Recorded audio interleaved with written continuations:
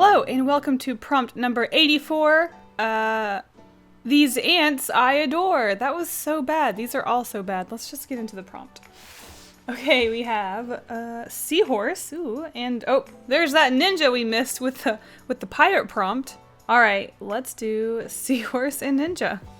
So this is definitely one of those prompts where I just struggled to get anything that was really inspiring to me or anything that just really had me enthusiastic about it. But we'll get into that later. I of course wanted to start off sketching just seahorses just to see what they looked like in my style, different ways to stylize them, just to get a feel of seahorse and just see if it maybe sparked anything. When it came to ninja, I thought it would be really cute if I made a sea creature a ninja. So of course we have octopods, and squids where they squirt out ink and then they can disappear, similar to how a ninja throws down a smoke bomb and disappears. I thought that would be a really cute idea to play off of, but to be honest, I just wasn't coming up with anything off the bat. I did think about just creating a undersea scene and having it full of lots of animals and sea creatures like I do, just shoving it packed full of little creatures and cute simple drawings. But I kind of feel like I've been doing that way too much lately, so I decided to go against it.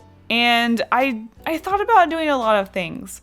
I kept going back to the illustration packed with details. I thought about having a mountain scene that was underwater, or even a cityscape scene, something that wouldn't be underwater, like something above ground, like a city, neighborhood, mountains that were underwater, and there were whales and fish and sea plants and everything all around this area. I thought that would be really cute, but I don't know. You guys, wasn't feeling it.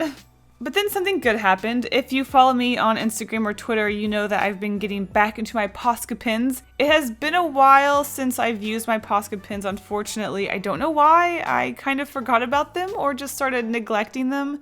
But after I did the Sharpie challenge, I really started to get that itch to get back into these bold, bright colors with these really simple shapes. And if you think my illustrations are simple with watercolor, wait until you see my illustrations with Posca Pens, because it gets even more simple because you're working with these really fat pens that are hard to get small details. Well, for me, I think they're hard to get small details. I know a lot of people out there can do some crazy thing with Posca Pens. But for me, I do think that Posca Pens are just really fun to play around with the color alone is just amazing. I don't normally love really bright colors, but for Posca Pens, I love it. And then I can just make my shapes and everything even more shapely than they usually are. I just love Posca Pens. What can I say? It's my second favorite medium. Watch out, watercolors. It might be the first. Coming for ya.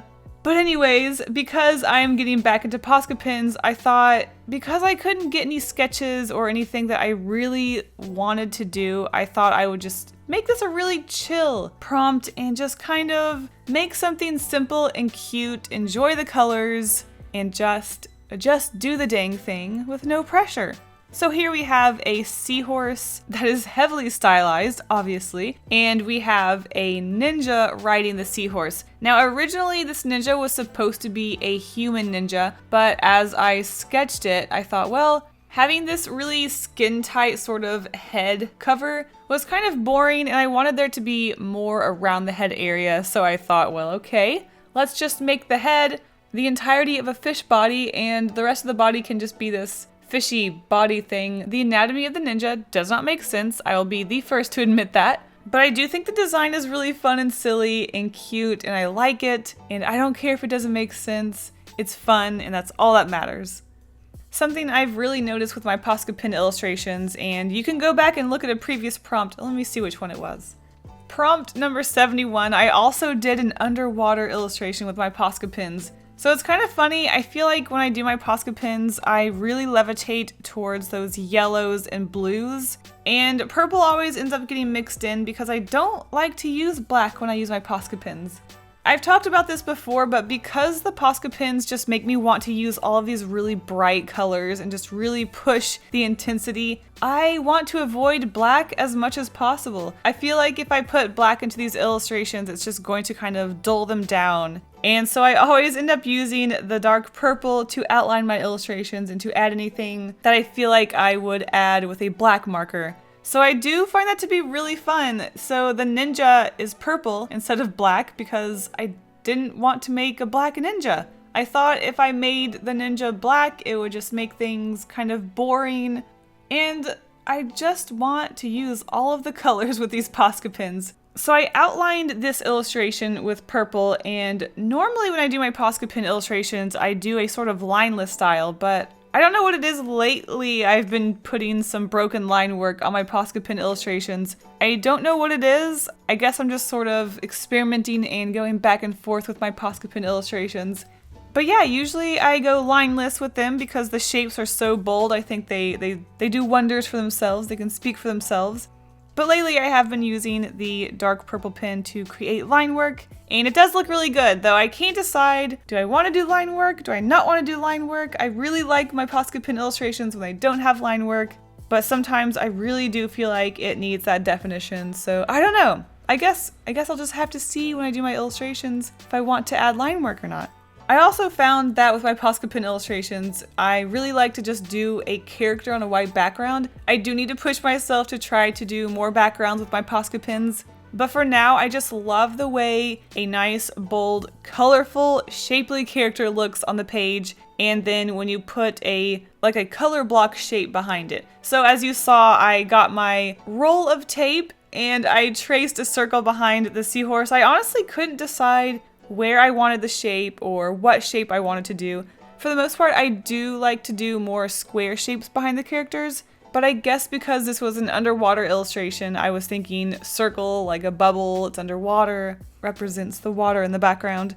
I did think about filling up the whole page with water, which is what I've done in the past, but I don't know, I kind of just felt like doing that little color block shape. I just kind of felt like lately I've been super into that, so I was going to continue it. And to finish off the illustration, I put some little fish around, breaking that border just kind of around just to represent that they are underwater and that there are other sea creatures around them. I love doing those silhouette fish, and sometimes when I do the silhouette birds, I think it just adds the smallest, simplest, yet most effective detail just to put in there. And yeah, that's my Posca pen illustration. I know this is a very simple prompt this time around, but I really do like it. I just love being simple sometimes. And those colors. Holy cow, those colors. Alright guys, thank you so much for watching, and I will see you guys in the next video. Bye!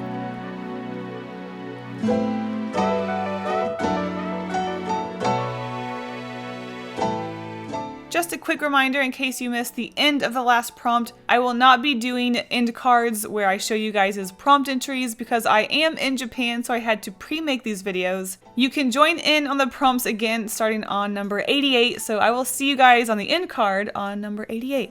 Okay, bye.